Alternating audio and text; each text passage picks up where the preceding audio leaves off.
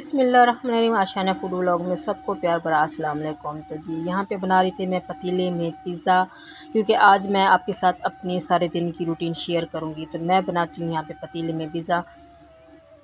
तो पिज़्ज़ा हो गया हमारा तैयार, क्योंकि बच्चों को खाना था पिज़्ज़ा, तो मैंने झटपट से पतीले में बनाया और बहुत ही जल्दी बन जाता है पिज़्ज़ा। ओवन की निस्बत मुझे जो पतीले में बेकिंग करना बहुत अच्छा लगता है। तो मैंने जल्दी से बच्चों के लिए पिज़्ज़ा बनाया, क्योंकि काफ़ी दिन से वो बोल रहे थे कि मम्मा पिज़्ज़ा बना के दे। तो बाहर से तो खाते रहते हैं, तो घर में बना के खाएं वो और ही बात होती है। साफ़ सुथरी चीज़ मिल जाती है बच्चों को और कोई नुकसान भी नहीं होता, क्योंकि बाहर की चीज़ों का कुछ पता नहीं होता कि कैसी हैं। तो यहाँ पे मैंने पिज़्ज़ा बनाया झटपट से और जल्दी से पिज़्ज़ा तैयार हो गया। 15 मिनट में तैयार हो जाता है। ये मतलब कि आपकी चीज़ें सारी रेडी हों तो पतीले में 15 मिनट में जो पिज़्ज़ा है वो जल्दी से तैयार हो जाता है। तो मैं यहाँ पे काट के बच्चों को पिज़्ज़ा खिलाती हूँ। तो जी यहाँ पे मेरी बेटी को हो गया बुखार, बहुत ज़्यादा उसे तेज़ बुखार हो गया है। पहले बेटे को बुखार हुआ, अब बेटी को हो गया है। तो बच्चे बीमार हों तो माँ तो ज़्यादा टेंशन में आ जाती है। तो मेरे साथ ऐसे होता है, बच्चे बीमार हों तो मुझे ऐसे लगता है जैसे मैं खुद बीमार हो गई हूँ। क्या आप लोगों के साथ भी ऐसा होता है? तो मेरी बेटी को बहुत ज़्यादा तेज़ बुखार हो रहा था। उसकी बहन छोटी उसे सर दबा रही थी। ये होता है बहनों का प्यार। तो यहाँ पे अनाया खेल रही थी और मैं बार बार आके ना झांकती थी, बेटी को देख रही थी कि भी उसकी तबीयत कुछ संभली कि नहीं, क्योंकि दवाई मैंने उसको दे दी थी। तो उसके सर में बहुत ज़्यादा पेन था, तो मैं काम भी कर रही थी और जब बच्चे बीमार हों तो काम भी बहुत ज़्यादा हो जाता है घर में।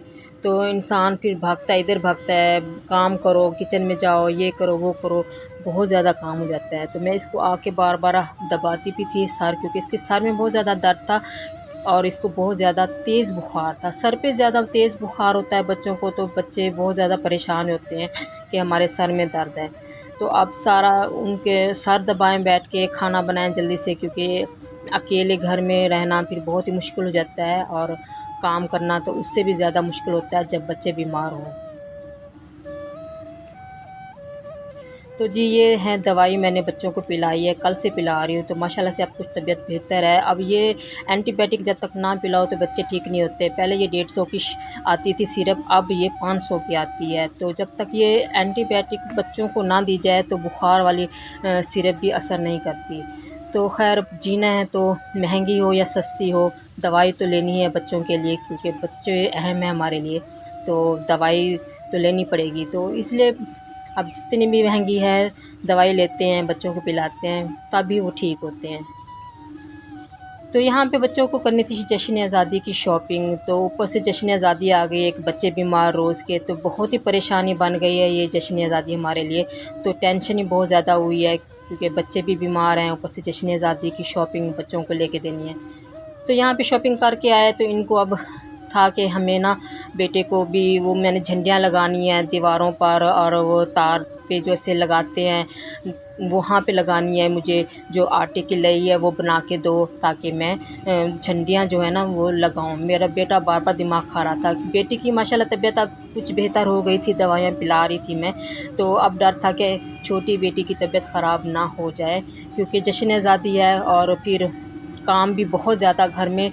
जिस दिन बच्चे बीमार हों तो बहुत ज़्यादा काम हो जाता है। मुझे तो ऐसे ही लगता है कि बहुत ज़्यादा काम हो गया है। तो यहाँ पे मेरा बेटा बार बार मुझे कह रहा था कि मुझे झंडियों के लिए लई बना के दो, तो मैं उसे कह रही थी कि ठीक है बेटा, मैं बना के देती हूँ, मैं पहले काम से फ्री हो जाऊँ, मैं आपके लिए फिर ये बना के देती हूँ। बल्कि साथ में हम झंडियाँ लगाएंगे, क्योंकि बचपन में बहुत लगाई हैं।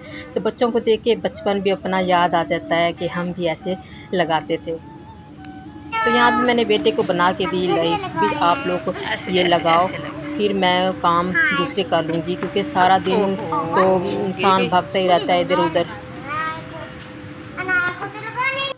तो जी मैं आ गई थी किचन में, तो मैं बना रही थी, चिकन आया था, तो मैं चिकन को कर लेती हूँ दो हिस्से। एक का मैं सालन बना लेती हूँ, जो हड्डियाँ और लेग पीस होता है उसका सालन बना लेती हूँ, और जो बोनलेस होता है मैं उसको मसाला लगा के बच्चों के लिए रख देती हूँ, ताकि रात के टाइम या किसी भी टाइम लंच बॉक्स में या ऐसे बच्चों को फ्राई करके दे देती हूँ फिर। तो यहाँ पे मैं सिंपल से तरीके से चिकन बना रही हूँ। मेरी रेसिपी मेरे चैनल पे है, बहुत ही सिंपल तरीके से बनाती हूँ, बहुत ही लजीज और मज़ेदार चिकन बनता है। ज़रूर ट्राई करें इस तरीके से जैसे मैं बनाती हूँ। तो यहाँ पे जी आए थे आम, और आम मैंगो का सीज़न हो और यहाँ हमारे घर आम की पेटियाँ ना आए, कैसे हो सकता है। बहुत ज़्यादा आम आते हैं हमारे घर में, क्योंकि बहुत ज़्यादा खाया जाता है हमारे घर में आम, और ऑरेंज बहुत खाया जाता है, और मेरा फेवरेट है बहुत ज़्यादा ऑरेंज और मैंगो, बहुत खाते हैं हम लोग। तो ये 2-3 दिन पहले आई थी पेटी, तो मैंने इसको रख दिया था, कच्ची थी। अब ये पक चुके हैं बहुत अच्छे से। मैं इसको चेक कर रही थी कि ये पक गए हैं, तो मैं इनको साफ़ करके धो के फ्रिज में रख दूँ, ताकि जब भी बच्चों को खाना हो तो वो निकाल के काट के खा सकते हैं। क्योंकि धोए हुए होते हैं, कोई टेंशन नहीं होती। अगर धो के ना रखो तो आम जल्दी ख़राब हो जाता है, क्योंकि इसको मसाला लगा होता है, तो ख़राब होने का डर होता है। तो मैं फटाफट से इनको निकालती हूँ और इनको वॉश करती हूँ। तो जो लोग मेरे चैनल पे न्यू हैं तो प्लीज़ लाइक करें, सब्सक्राइब करें, बेल के बटन को प्रेस करें, ताकि मेरी हर आने वाली वीडियो का नोटिफिकेशन आप तक पहुँच सके। वीडियो पसंद आए तो लाइक और शेयर ज़रूर करें, और मुझे ज़रूर कमेंट्स में बताया करें कि मेरा व्लॉग जो वीडियो जो होती हैं आपको कैसी लगती हैं। तो हमें आपके कमेंट्स का भी इंतज़ार रहता है। तो यहाँ पे मैंने जल्दी से वॉश कर लिए थे बर्तन खाना खाने के बाद, और बहुत ज़्यादा बर्तन हो जाते हैं और बच्चे बीमार हों तो मुझे ये किचन को संभालना बहुत ही मुश्किल लगता है। तो मैंने कहा जल्दी से बर्तन वॉश करके बच्चों को मैं फ़्रूट काट के देती। तो झटपट से मैंने यहाँ पे बच्चों के लिए कुछ थोड़े से फ्रूट निकाले, क्योंकि मेरे बेटे ने तो नहीं खाना था, बेटियों ने खाना था। मैंने झटपट से काट के उनको दिए ताकि वो खा लें।